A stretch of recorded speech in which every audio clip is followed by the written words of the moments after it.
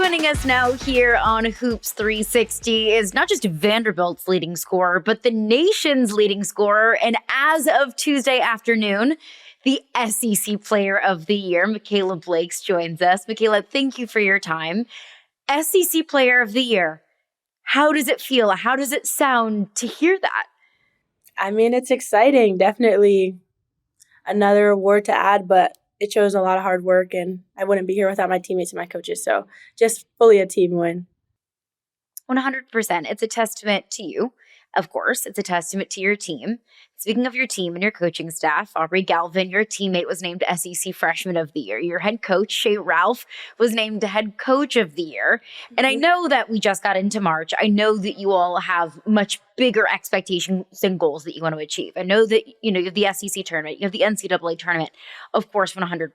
But when you get those awards and that recognition, that's for a reason, right? That's not by accident. Yeah. So if you could just look back on this regular season, what has it meant to you, to your teammates, and to your coaching staff to be recognized with those awards?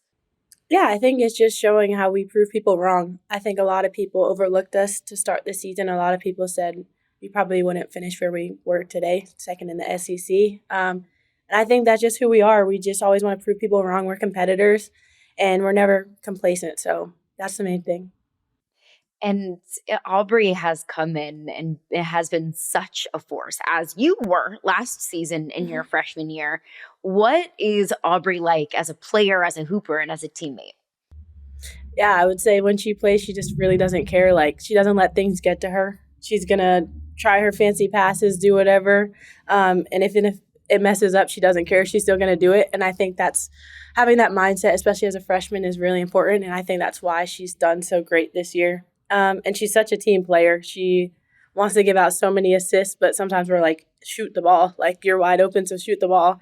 But I couldn't imagine playing with anybody better.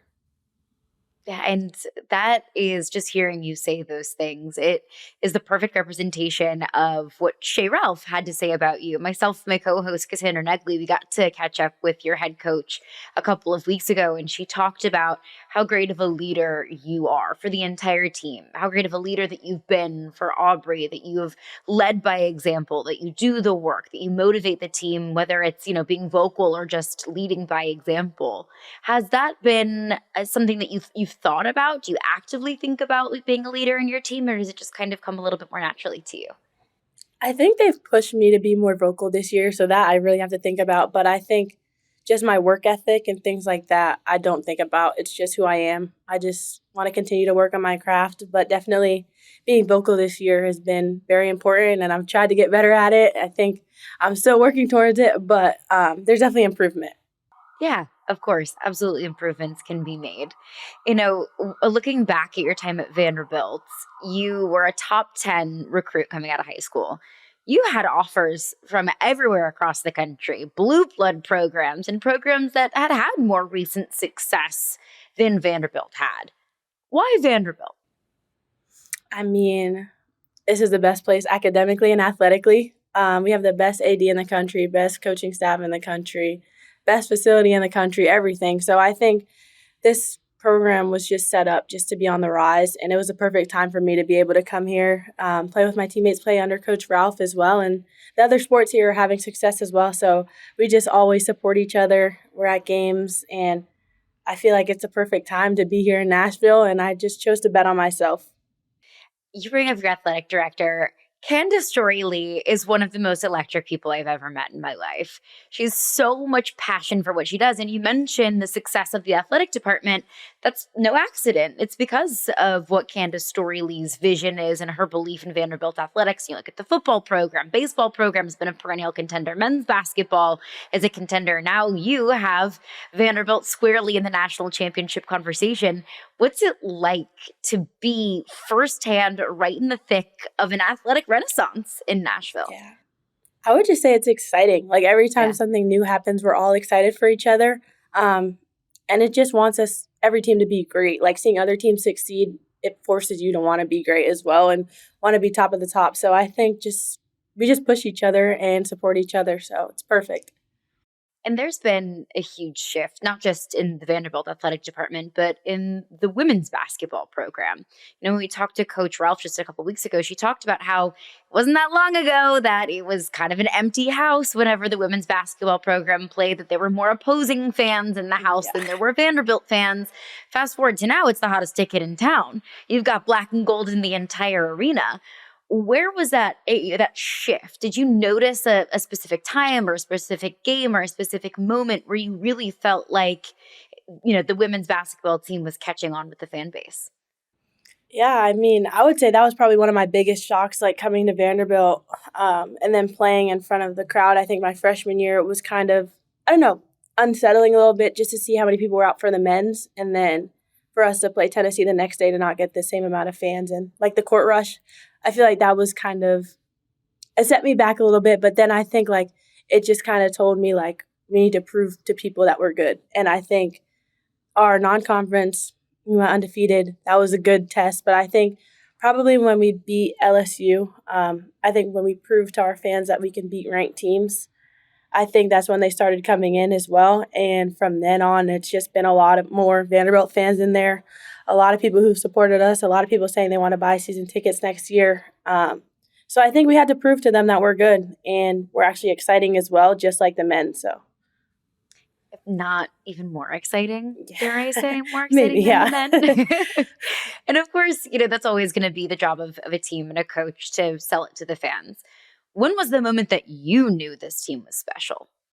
Yeah, I think just in the summer, I think we went through a lot of ups and downs as a team, but we stuck through it. And I feel like seeing the team handle adversity in the way that we did this summer, it was different than last summer. And I knew from then that this team was going to be different, just our mindset. And I think we all just believe in each other. We all believe in the coaching staff. So I think I would definitely say this summer, especially when I got back from USA Basketball, it was different, I would say.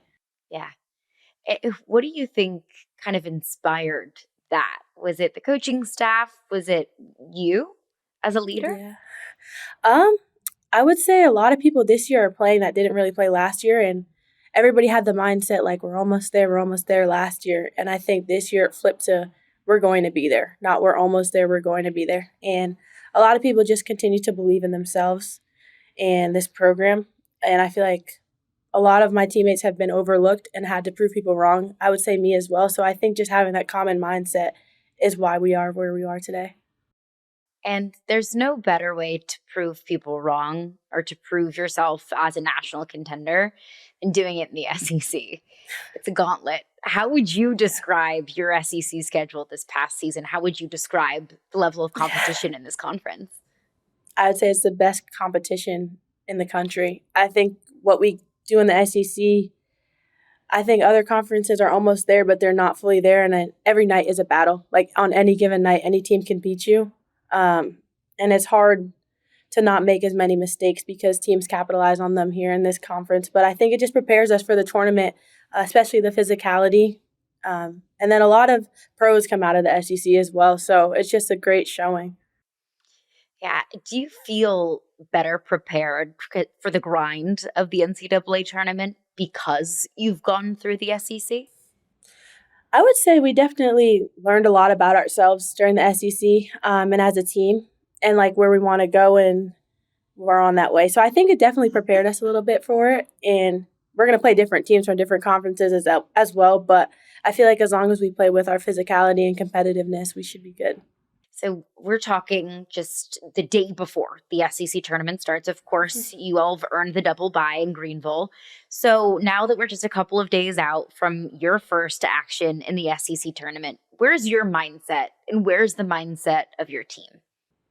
Yeah, I think we're not trying to get too far ahead of ourselves. I think a lot of teams overlook and they're just like, we want to get to the championship. We want to win that, but you have to win the first game first, the next game after that. So I think our mindset as a team is just focusing on the next game in front of us, not getting too far ahead of ourselves.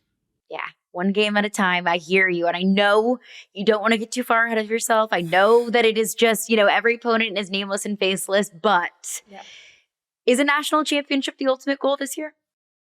Of course, yes. Do you think, what gives you confidence that your team can achieve that goal?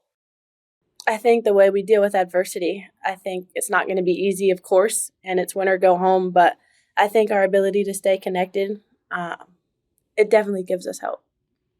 So I think everyone across the country knows Mikayla Blakes, the Hooper, and just the obscene stat lines that you can put up on any given night. But what do you want people to know about Mikayla Blakes, the person?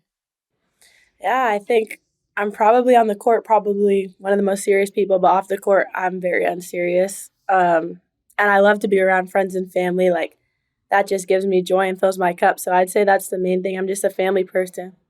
And you did mention, how the SEC can get people to the next level, that you see Mhm. pros up and down the W that came from SEC programs. Do you see yourself playing at the next level whenever that day comes? Hopefully, yeah, God willing. And if that's my path, that's the plan.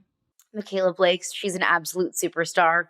You can catch her in some SEC action in the SEC tournament in Greenville and the NCAA tournament as well. Mikayla, before we let you go, I'll give you the floor to campaign why Vanderbilt should be a number one seed in the NCAA tournament. I mean, I feel like we've proved ourselves. And even if we don't get that seed, it's not going to affect us anyway. We still know who we are as a team, and we know the opponents that are coming. And even having a 2 seed, people are still going to be coming for us. So I think we're just going to have motivation either way.